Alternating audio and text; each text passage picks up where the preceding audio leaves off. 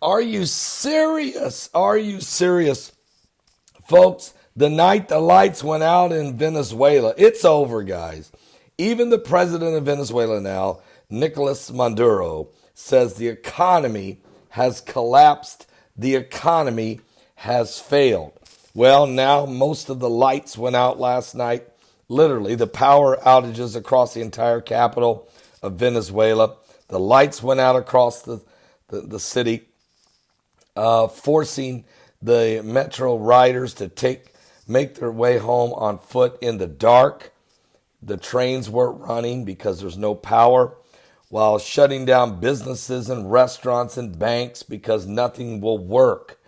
The outages that began mid-morning struck much of Caracas yesterday, as well as part of neighboring Miranda and Vargas. It was due to down power main lines in remote national park.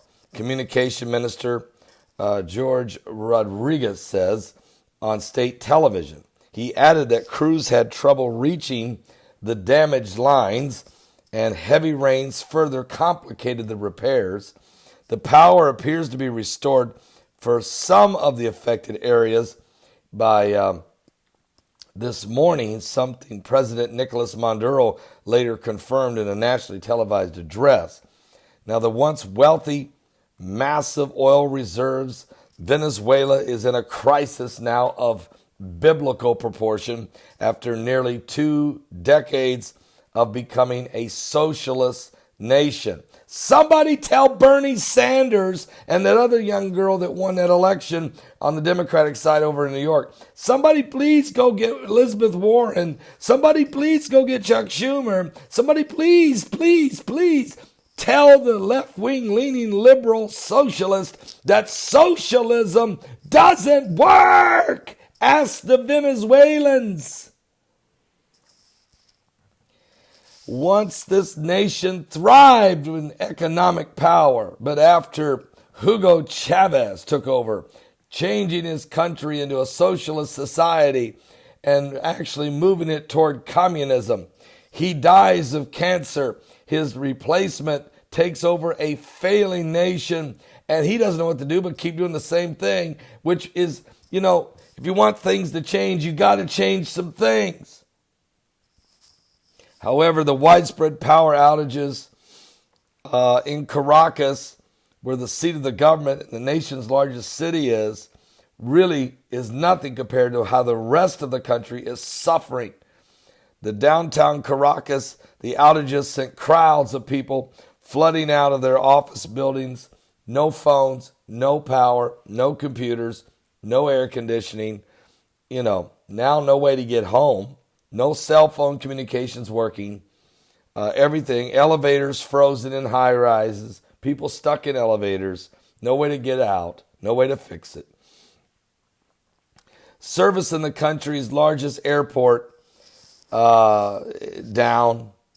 Outages come a day after the lights went off.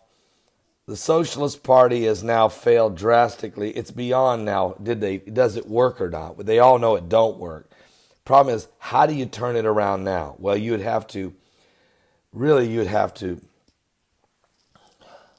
change your laws of society and start allowing the entrepreneur and private businesses to start taking over major government infrastructure and start operating off free market capitalism. And that would take another 20 years now to turn back around and try to just get maybe close to where they once were. This is really, really bad. Okay, folks, really, really bad. And people are frustrated. They don't see, and they're not doing it though. So it's not going to get better. It's not going to get better in Venezuela. Matter of fact, I have another report here. If you think it's bad in Caracas, if you want to talk about what's going on in San Juan, which is about 160 miles outside of Caracas, the power blackouts take place every day. Running water only comes to that city once a month. The rest of the time, you have to buy your water. Okay, it has to be trucked into the city because there's only running water only comes on once a month. People are standing in line for hours just to catch a bus.